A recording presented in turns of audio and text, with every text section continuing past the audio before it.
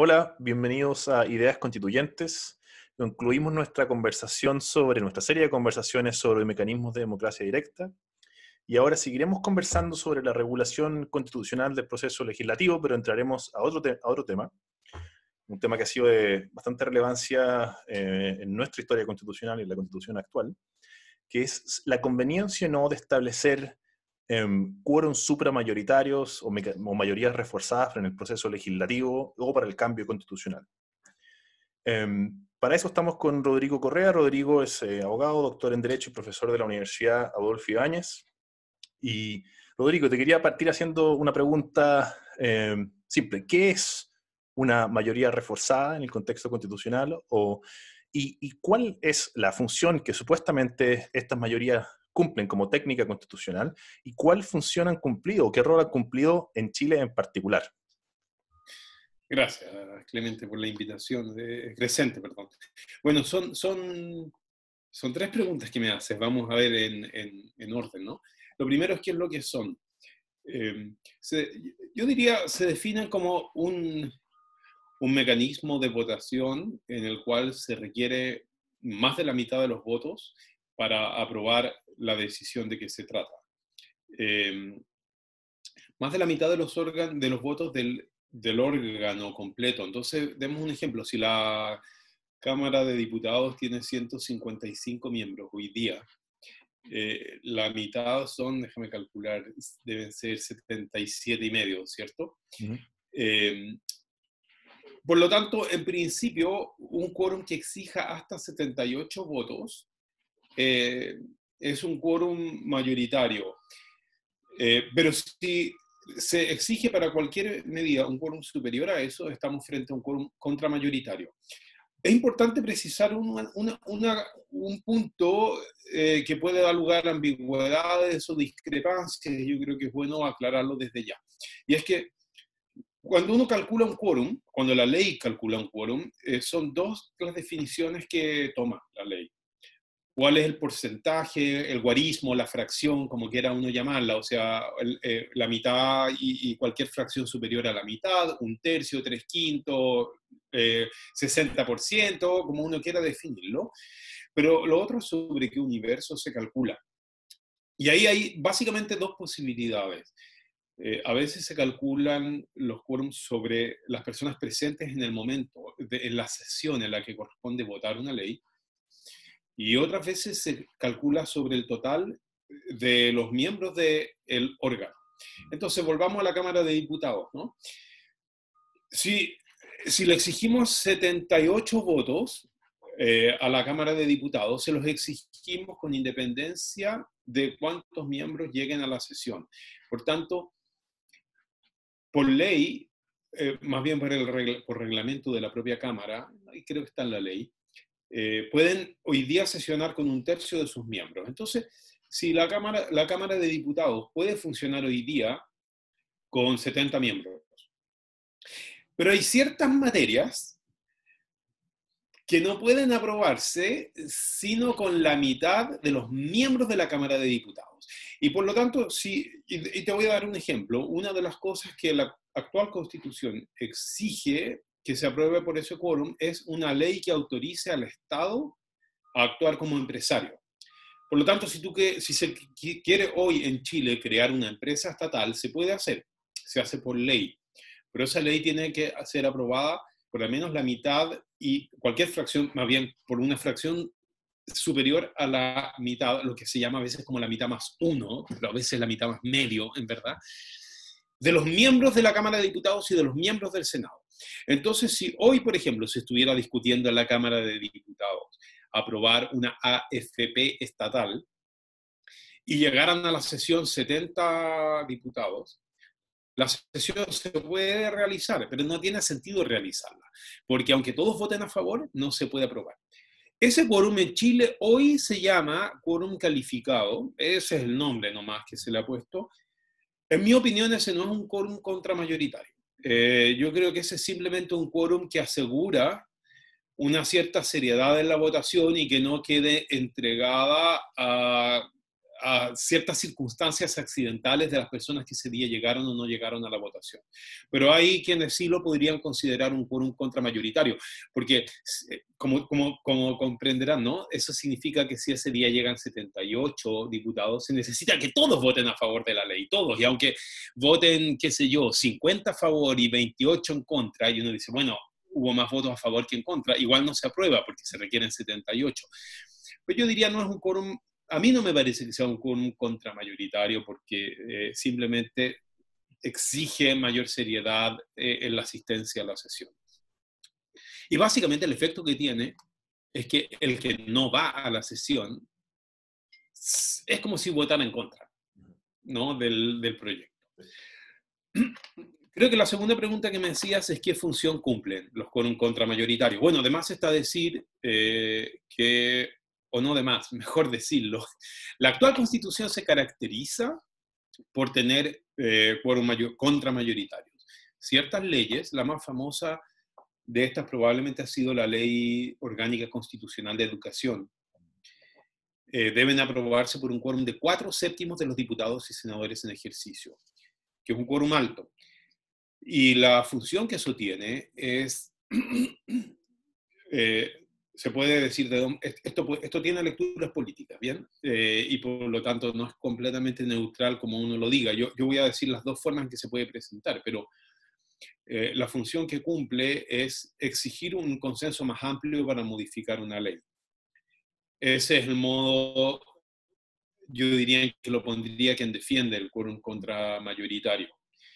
Desde el otro punto de vista es favorecer el statu quo, es decir, hacer difícil cambiar las cosas y por lo tanto el beneficio lo tiene la ley actual. Si se quiere modificar la ley actual, se puede hacer sí, pero se requiere un quórum muy alto. Y por lo tanto, aunque la mayoría quiera modificar la ley actual, en la medida en que esa mayoría no alcance lo exigido por la Constitución política, no se puede modificar y se mantiene la situación actual. No recuerdo bien cuál era la tercera pregunta que me hiciste. ¿Qué función había tenido? ¿Puede ser esa? Básicamente la función que se relaciona con la distinción que existe con cómo podría uno plantear la función si es que está a favor de la existencia de quórum reforzado o en contra. Porque, por ejemplo, una defensa de manual o de tratado de derecho de teoría constitucional de los quórum supermayoritarios es, bueno, que con esto se previene, se protegen valores importantes, se los saca del juego mayoritario, etc.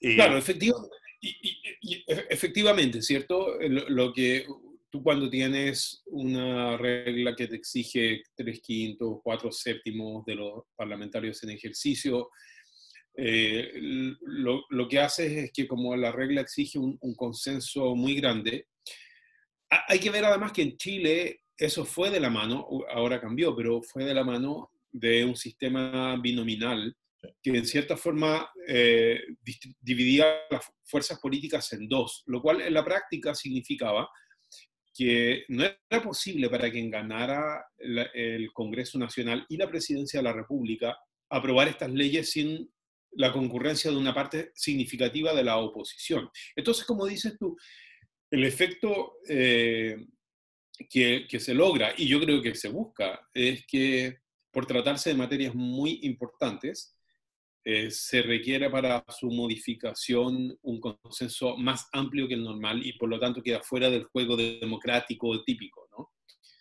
Efectivamente. Sí. Y lo interesante es cómo se conecta esa posible defensa, podríamos llamarla teórica, de las supermayorías o de los quórum reforzados y lo que en los hechos ha pasado en la Constitución chilena, que es ¿quién determinó cuáles eran las materias que contaban como ley orgánica constitucional en su momento? Claro. Bueno, eso fue, la respuesta es sencilla, ¿no? Y esto es una respuesta fáctica. Fue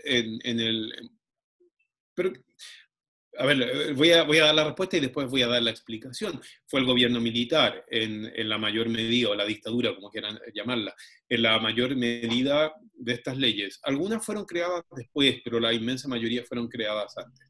Ahora, Yo creo que acá hay una cuestión que es bien importante señalar, y es que lo que la Constitución hace, la actual Constitución, desde 1981, en lo que interesa desde 1990, es que hay ciertas materias que exige que solo puedan ser reguladas por este tipo de leyes, ¿no? Tales como la que establece los requisitos para el reconocimiento de la educación, que es la famosa ley, hoy día LOCE, o ley, no, hoy día LEGE, antes LOCE, hoy día Ley General de Educación, antes Ley Orgánica Constitucional de Enseñanza. Esa ley, no es una ley que la propia Constitución Política establece que se debe aprobar por estos quórum, y hay un catálogo de diversas otras leyes. Probablemente la más controversial ha sido la de educación. Y lo que ocurrió históricamente, ¿no?, es que todas esas leyes quedaron dictadas por el gobierno militar. Para quienes tienen mi edad, no es necesario recordar, pero para los más jóvenes sí, que el gobierno militar no operaba con el Congreso, era una dictadura, y por lo tanto esas leyes dictadas antes del 11 de marzo de 1990 no fueron dictadas con un quórum de 4/7 de diputados y senadores en ejercicio, que no existían. Fueron dictadas por el gobierno militar. Y lo que la Constitución entonces hace hoy día es que modificar esas leyes requiere 4/7. De manera que aquí se entiende por qué yo decía que hay una protección del statu quo, y no es un statu quo neutral, ¿no? Es un statu quo heredado, es el statu quo del gobierno militar. Entonces, la defensa de las leyes orgánicas constitucionales, así se llaman, de estas leyes con quórum calificado, que apunta a que es necesario tener un consenso amplio para modificar estas leyes porque se trata de materias muy importantes. Es un argumento que en principio suena plausible, pero hay un problema en ese argumento, y es que pareciera partir del supuesto, de uno de dos supuestos: o que las materias no están reguladas, o sea, que es una materia que si queremos regular, tenemos que regularla en un amplio consenso, pero que a falta de consenso no están reguladas, o que la regulación que hoy existe en el pasado obtuvo ese amplio consenso. Y eso no es cierto. Las materias están reguladas y nunca recibieron ese amplio consenso porque fueron impuestas por el gobierno militar. Sí. Es que eso es lo que a mí siempre me ha llamado la atención de cómo se ha discutido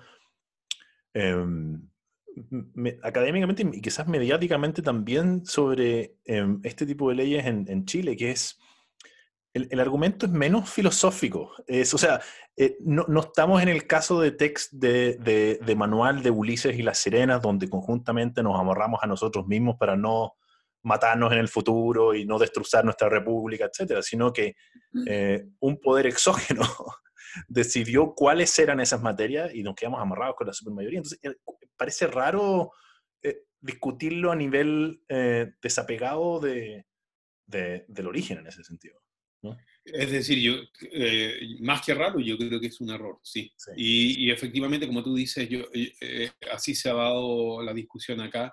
Yo creo que en eso ha habido responsabilidad de nosotros, de los profesores de Derecho Constitucional, que además han hecho ciertos paralelos entre estas leyes orgánicas constitucionales e instituciones que tienen nombre parecido en España y Francia, pero que son francamente distintos y que no responden a la misma dinámica política. Hasta donde yo sé,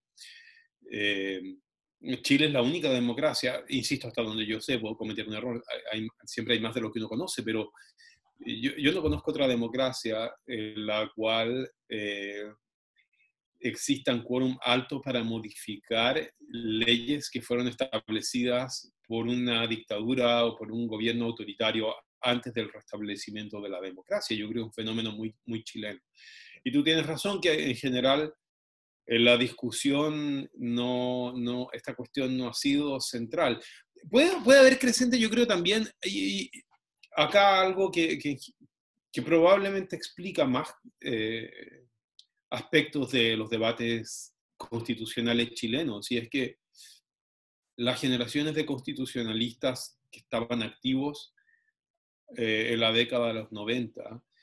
Eh, Acá estoy haciendo un poco de sociología barata, tal vez, pero yo creo que vieron su función como hacer posible que la transición funcionara y destacar los acuerdos, las posibilidades y no lo que podría haber causado disenso, problemas, etcétera. Entonces, quizás eso tiene que ver con que esto haya sido poco destacado en el trabajo constitucionalista en la década de los 90 y de los 2000. Sí, sí, sí, sí, sí, estoy de acuerdo. Entremos ahora a... Ya asumamos que hay un juicio social más o menos crítico sobre la existencia de supermayorías en la Constitución actual, dado la historia, etcétera, etcétera. Pero va a llegar el momento donde vamos a tener que diseñar la nueva Constitución. Y no nos confundamos con esto, quizás alguno de los auditores no está confundido en este punto si no es abogado constitucionalista, es que la Convención Constituyente va a tener que adoptar sus decisiones por una mayoría de 2/3. Eso no la obliga, por supuesto, a adoptar supermayorías ni quórum reforzados para la nueva Constitución. Es un punto aparte. La Constitución Constituyente va a tener que decidir por 2/3, pero puede adoptar una Constitución puramente mayoritaria, sin ninguna mayoría reforzada. O sea, eso no hay que confundirse en ese punto. Entonces, entrando ya ahora a discutir sobre la nueva Constitución. ¿Crees tú que hay que mantener este carácter de la super mayoritario para algunas materias, por ejemplo, para la reforma de la Constitución? Sí. Bueno, primero yo quisiera destacar que tú tienes toda la razón y dada la historia constitucional chilena, yo creo que yo diría aún más. Es importante tener presente que yo hasta ahora me estaba refiriendo al mecanismo contramayoritario que existe para dictar leyes. Sí. Pero por cierto, tú haces ver que también hay mecanismos contramayoritarios para reformar la propia constitución política. Y eso no es tan raro. Eso es, diría yo, normal en el resto del mundo. Lo que era raro, y para que no se me vaya a malentender, lo que era raro y que yo destaco como una peculiaridad del caso chileno, es que se requirieran 4/7 para dictar leyes, pero que se requieran quórum altos o más altos que el normal, que el de mayoría para modificar la Constitución es relativamente habitual. Ahora, sí es interesante destacar que no era así en Chile bajo la Constitución de 1925. La Constitución de 1925 podía reformarse por mayoría, mayoría no calificada. Lo único es que se requería una confirmación por el Congreso Pleno, es decir, se votaba por ambas cámaras y aprobado el proyecto de ley por ambas cámaras, se convocaba al Congreso Pleno.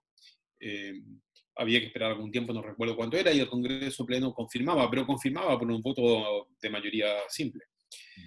De manera que yo diría que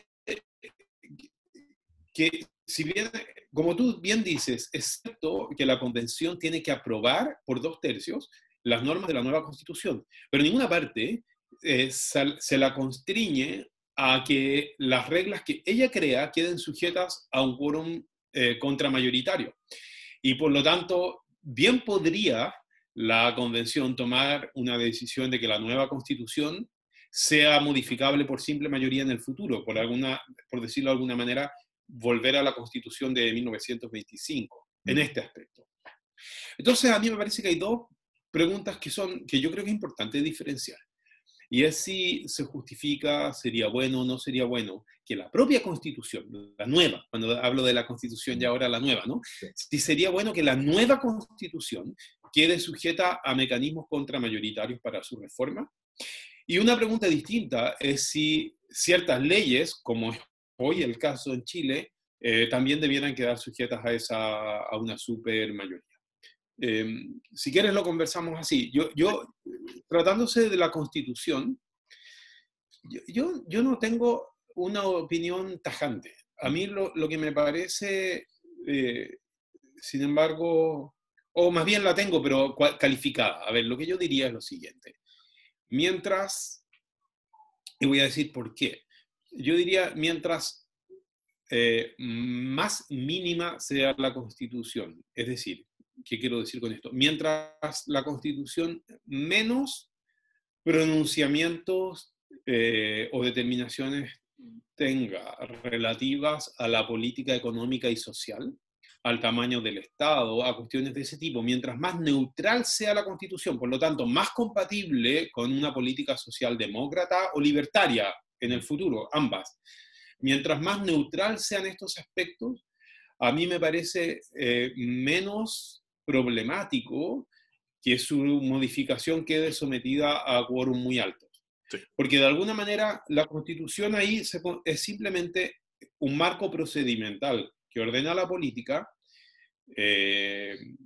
y es razonable, diría yo, que ese marco quede sometido a algunas restricciones de su modificación para evitar el riesgo de que se cree una dictadura legal, es decir, que quien accede al poder y obtiene mayorías significativas bueno, si tenemos un régimen parlamentario en el Parlamento, si mantenemos un régimen presidencial, la presidencia de la República y el Congreso Nacional, evitar que esas personas deroguen o modifiquen radicalmente la Constitución para convertirla en una Constitución autoritaria o dictatorial.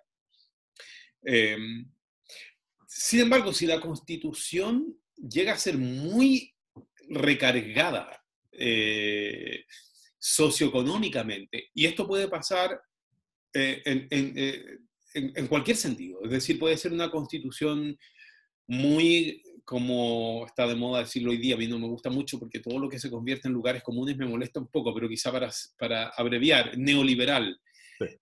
o una constitución socialdemócrata, ¿no? Podemos tener los dos signos. O sea, yo diría, mientras más cargada sea, más problemático me parece que resulta el que ella quede sometida a mecanismos muy exigentes de modificación. Y yo creo que la razón debiera ser relativamente evidente, y es que hoy día podemos los chilenos estar entusiasmados, esto es hipotético, por hipótesis en un estado fuertemente socialdemócrata, por ejemplo. Pero bien puede ser que la generación que nos sigue sienta que le hemos legado un tren a pedales, ¿no? Que le hemos legado una constitución muy generosa en cuestiones socialdemócratas en el papel, pero poco eficiente, que ha generado poco dinamismo en la economía, etc. No estoy diciendo que eso vaya a ocurrir, simplemente que para mi generación hace 20 años atrás quizá habría sido raro imaginar que estábamos en el momento actual. Sí. Para hoy día quienes estamos tomando estas decisiones, puede ser muy difícil imaginar que en 20 años más mis nietos, tus hijos, van a mirar hacia el año 2020 y van a decir, las leceras que hicieron esta gente en 2020 la queremos cambiar por completo. Es posible, perfectamente posible, y tenemos que estar abiertos a que las definiciones socioeconómicas que hoy día tomemos, la generación futura las mire como erróneas y las quiera modificar, y yo no veo por qué le vamos a hacer más difícil esa modificación. De manera que yo en principio no tengo mucha objeción a que tengamos una constitución que tenga mecanismos difíciles de modificación en la medida que sea una constitución parca, mínima, que establezca lo que necesitamos para operar civilizadamente en la democracia, pero si tenemos una constitución muy robusta, sea cual sea su signo, yo creo que vamos a replicar el error que ha generado la crisis actual. Quizá no inmediatamente, pero en 10, 15, 20 años más. Sí. Esa sería mi respuesta a esa primera parte. No sé si quieres agregar algo. Sí, a mí me pareció interesante. Esto está conectado, pero podemos ver más después a los detalles. Escuché una entrevista a Carlos Peña el otro día que me llamó la atención, que él afirmaba de manera bien tajante que una constitución es, por definición o esencialmente, un mecanismo contramayoritario. Que es un texto que tiene una naturaleza necesariamente supralegal o de constreñimiento del proceso legislativo. Y ¿lo ves así tú también? ¿Es necesariamente la Constitución así o hay una forma alternativa entre la Constitución? ¿Hay algo que...? Sí. Sí, yo entiendo de dónde viene eso. Naturalmente, Carlos está dando cuenta de, yo diría, lo que es normal en Occidente hoy en día, con muy pocas excepciones, probablemente el Reino Unido, ¿no? Las constituciones son documentos que están cuya estabilidad se garantiza procedimentalmente con un quórum de modificación más exigente que el normal. Pero no es la única forma de pensar en las constituciones. Y a mí me parece en esto sintomático que la Constitución de 1925, comparada con la del 80, como dije primero, no tenía mecanismos contramayoritarios de protección. Se modificaba por la mayoría de los miembros en ejercicio en cada Cámara y después por una ratificación del Congreso Pleno, pero no había un quórum como 3/5, 2/3, 4/7. Y a pesar de eso, fue mucho menos modificada, pero muchísimo menos, no tengo el dato a mano, pero muchísimo menos modificada que la Constitución actual. Lo que yo creo que sugiere que sí, yo hay algo en que estoy de acuerdo, no escuché la entrevista, Carlos, a la que te refieres, pero en lo que tú señalas hay algo en lo que yo estaría de acuerdo con Carlos, y es que la Constitución es un documento que de alguna manera está fuera de la discusión política ordinaria. Lo que no creo, sin embargo, que sea correcto es que eso se logre solamente ni que se asegure por mecanismos más exigentes de reforma. Ujú. Y por eso destacaba, es curioso que la Constitución de 1925, que no tenía esos mecanismos, sí parece haber cumplido un rol constitucional a pesar de ello. Y la Constitución actual, en cambio, a pesar de tener estos quórum, está metida en la refriega política todo el tiempo. Sí. Al punto que hemos llegado al paroxismo con esto de las autorizaciones para retiros de fondos de pensión. O sea, que esto sea una materia de reforma constitucional. Sí. Entonces, yo estoy de acuerdo con el principio. Una constitución no va a cumplir su función si no logra, de alguna manera, sentar las bases en que opera la democracia y quedarse un poquito fuera, tomar palco, por así decirlo. Y claro, de vez en cuando habrá que echar una mirada si tenemos algún problema y corregirla. Y yo en eso estoy de acuerdo con Carlos, pero me parece que eso se logra más con una constitución bien diseñada que con un mecanismo de quórum contramayoritario. Estoy muy de acuerdo y esa distinción me parece crucial. La distinción entre la Constitución puede tener política y culturalmente una dimensión superior, ¿cierto? A nivel de praxis política, pero no tener ningún mecanismo contramayoritario a nivel de quórums, etcétera, o un tribunal constitucional, etcétera. Mira, Sí, un ejemplo es el que conversamos la sesión pasada con un constitucionalista suizo, Rafael Fasel, y nos contaba que en Suiza hay una práctica política en la cual la Constitución Federal se respeta como una norma superior, pero no hay ninguna supermayoría. Y de hecho, lo que sí hay una forma particular de reformar la Constitución, que es que toda iniciativa parlamentaria, es decir, de la Asamblea Federal para reformar la Constitución Federal, tiene que ser aprobada con un referéndum que gane el voto popular y también el voto de los cantones. Pero ahí no hay ninguna exigencia contramayoritaria. Entonces, no. sí. Sí, y mira, una vez me encontré yo con un debate que es bien interesante en el libro, en el Tratado de Derecho Constitucional de Alejandro Silva Uh-huh. Bastián. Se discutía, yo no recuerdo los detalles, pero se discutía una reforma importante y se produjo una discusión entre un diputado comunista y un diputado del Partido Nacional. Y el diputado comunista hacía ver que esa reforma, si bien desde el punto de vista puramente formal, procedimental, podía aprobarse, había cuestiones que estaban más allá del mandato, así decía el diputado comunista, más allá del mandato que ellos habían recibido, porque eran cuestiones que eran parte de la Constitución. Uno podría decir algo así como de la Constitución profunda. Y se produjo un consenso de principios entre el diputado comunista y el diputado del Partido Nacional, en que había ciertas cuestiones que, aun cuando procedimentalmente era posible modificarla, estaban más allá de lo que los propios parlamentarios entendían que ellos podían modificar. Ellos estaban de acuerdo, por ejemplo, en que no podrían haber aprobado una reforma que transformara a Chile en una monarquía. Sí. Aun cuando, desde el punto de vista procedimental, no había nada. Entonces, efectivamente, yo creo que ese efecto de un poco de que es algo que está fuera de la refriega política ordinaria, se puede perfectamente lograr sin garantía procedimental. Sí, estoy de acuerdo. Con garantía procedimental no me refiero a esta garantía de exigir un quórum de contramayoritario, de 3/5, 4/7, lo que sea. Sí, lo interesante también es de darnos cuenta de que tener una constitución relativamente flexible, que podemos establecer mecanismos peculiares de cambio, por ejemplo, referéndum, etcétera, eso es distinto, pero relativamente flexible nos quitaría un poco de ansiedad en cuanto a lo que tiene que quedar en el texto constitucional en los próximos 2 años, cuando se demore la convención.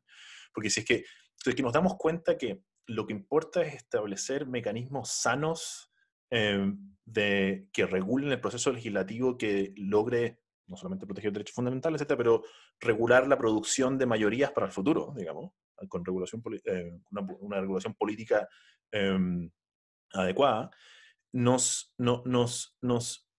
quitamos la ansiedad de querer establecer mucho en la Constitución, sino que vamos a poder construirla con el tiempo, digamos.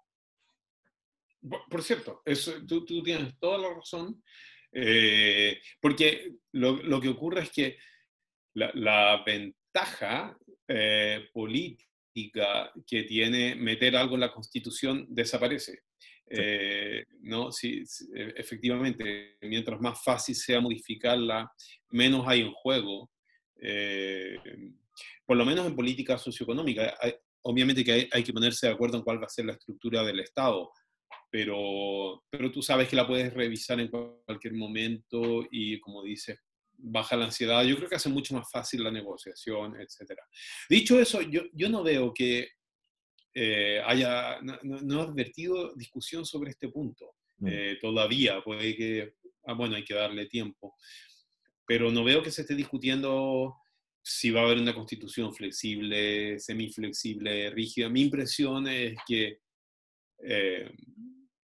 todos parecieran asumir que la constitución va a ser semirrígida, parecida a la actual. Pero bueno, en fin, es prematuro, puede que esa discusión se abra. Sí. Y esto nos desviamos un poco del tema, pero hemos estado discutiendo en las sesiones pasadas sobre democracia directa, sobre mecanismos de democracia directa, específicamente el mecanismo suizo. Yo sé que tú has trabajado también en sistemas políticos. Escuché una conversación interesante con Arturo Fontaine sobre parlamentarismo. ¿Crees tú que los problemas que le escribimos a la Constitución actual en parte son problemas que son propios del sistema político que tenemos, entendido como la forma de estructuración del Congreso, el rol del presidente? ¿Hay algo ahí que es importante tener en cuenta en el diseño de la nueva Constitución? Bueno, yo creo que lo que ocurre, primero es importante ver que no estamos solos en las dificultades. Sí. Desde Chile tendemos a perder eso de vista y tendemos a mirar la crisis de representación chilena como un fenómeno peculiar a Chile y que solo se explica por consideraciones locales. Y basta nomás mirar lo que está pasando en el mundo y lo que se está escribiendo en el mundo para advertir que eso no es así. En alguna manera, en algún sentido, claro, habrá peculiaridades propias del proceso chileno, pero hay comunes denominadores. Lo cual yo creo que significa lo siguiente, es que hemos generado sociedades que son más difíciles de gobernar, por las razones que eso sea. A mí me parece, por ejemplo, que el modo en que la información y la opinión hoy día circula tiene mucho que ver con esto. Las redes sociales, la pérdida de influencia de medios más tradicionales, yo creo que explica mucho de lo ocurrido. Y también una cierta radicalización del individualismo social, que es ansioso y que le exige al Estado cuestiones que el Estado o el sistema político difícilmente puede otorgar. Entonces, primero hay una dificultad que yo creo que no solo chilena, en Chile se da intensamente, pero me parece a mí que es bastante generalizada, de que nuestros sistemas políticos, nuestras democracias representativas están teniendo dificultades para ofrecer gobernabilidad en estas condiciones sociales. Dicho eso, a mí me parece que nosotros nos hemos hecho más difícil la cosa que en otros lugares, en particular el sistema presidencial.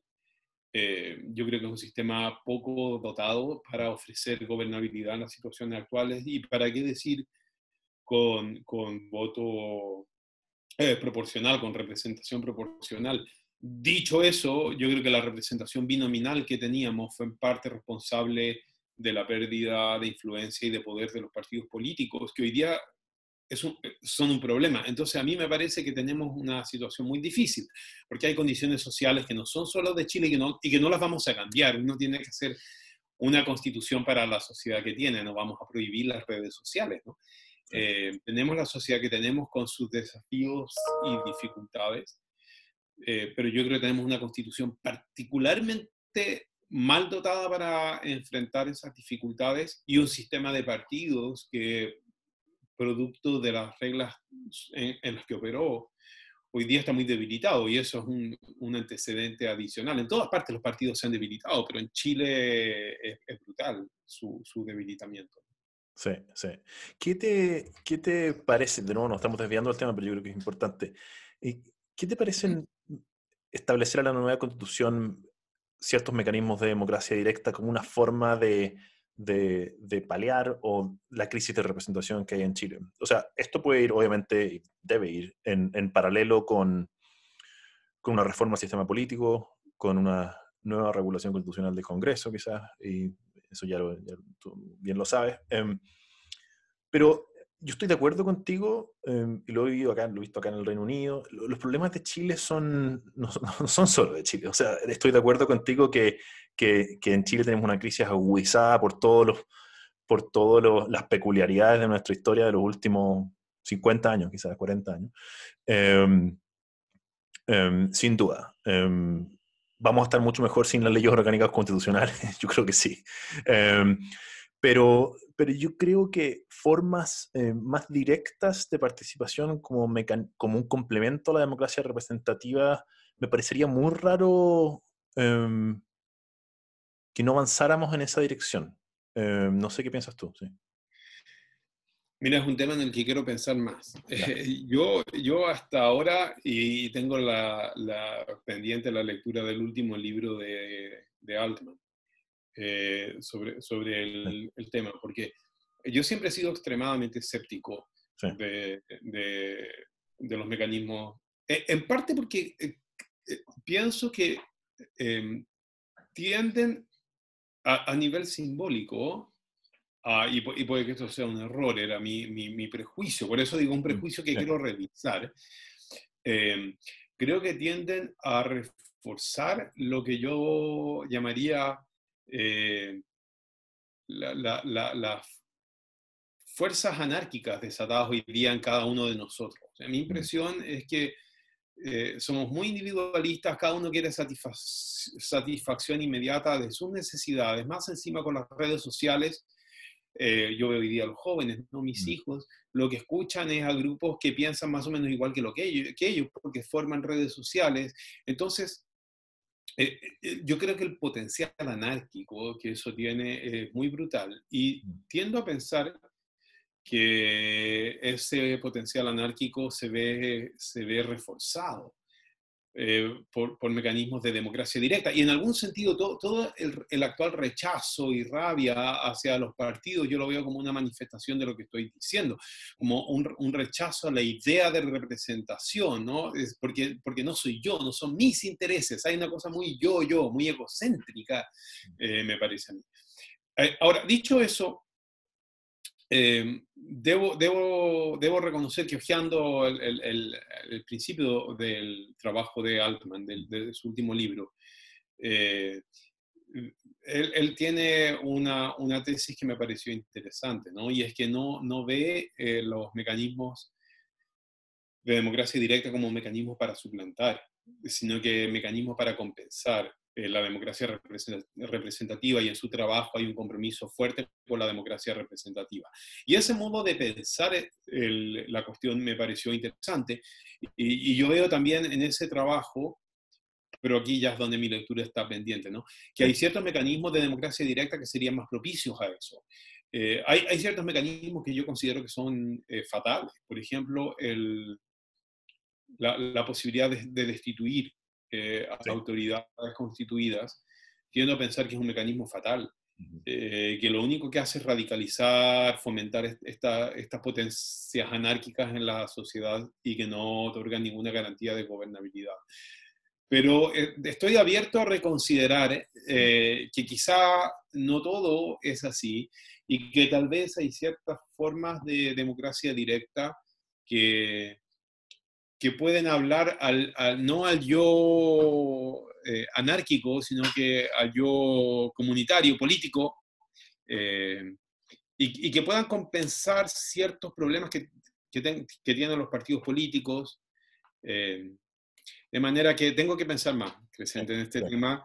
Yo creo que es una cuestión importante a la cual es un Sí. desafío para quienes estamos trabajando en esto. Sí. Sí. Yo lo planteo no para expandirnos en el punto, porque no es el objeto de la conversación, porque me recuerda un poco lo que conversamos antes de esta idea instaurada en Chile, y quizás en el mundo, pero en Chile de manera muy fuerte, que la Constitución es necesariamente, por esencia, un mecanismo contramayoritario, y que además se tiene que instaurar a través de ese contramayoritarismo de la Constitución, se tiene que plasmar en supramayoría, con la idea que también la he escuchado harto en Chile, de que la democracia directa es, por esencia, despótica. Eh, sí, lo que me parecería interesante sobre establecer mecanismos de democracia directa en la nueva Constitución es que yo estoy de acuerdo que hay una crisis en la democracia representativa y que el ideal de representación es algo que hay que cuidar y reforzar. Pero yo creo que si es que establecemos como complemento a la representación mecanismos de democracia directa, como el referéndum, por ejemplo, le podemos dar más flexibilidad a la representación. ¿A qué voy con eso?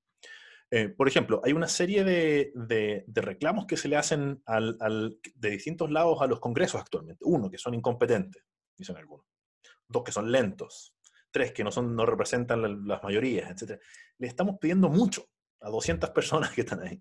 Entonces, quizás podríamos externalizar la democracia al elemento mayoritario, digamos, al voto directo, ¿sí? Y a la elección de representantes, pero los representantes podríamos, si tuviéramos mecanismos de democracia directa, podríamos darles más, por ejemplo, un rol epistémico, exigir, o sea, entonces yo siento que estamos cargando mucho a la representación en una sociedad compleja, dividida, y que quizás sea interesante explorar algo distinto, pero de nuevo, eso da para mucho la conversación, sí. Sí, no, sin duda. Lo que yo pensaría es que eh, al final la representación, ¿cierto? Es un mito. Sí. Eh, y, pero la política vive de mitos y de simbolismos. La idea de la representación es que quienes toman las decisiones las toman en lugar nuestro. Y claro, la pregunta que yo me hago es, ¿hasta qué punto, qué se necesita para que ese mito no se destruya, no le pase como a la Cenicienta a las 12 de la noche, ¿no? Porque lo que hoy ocurre, creo yo, en Chile y probablemente en todas partes, es que las condiciones para sostener ese mito han desaparecido.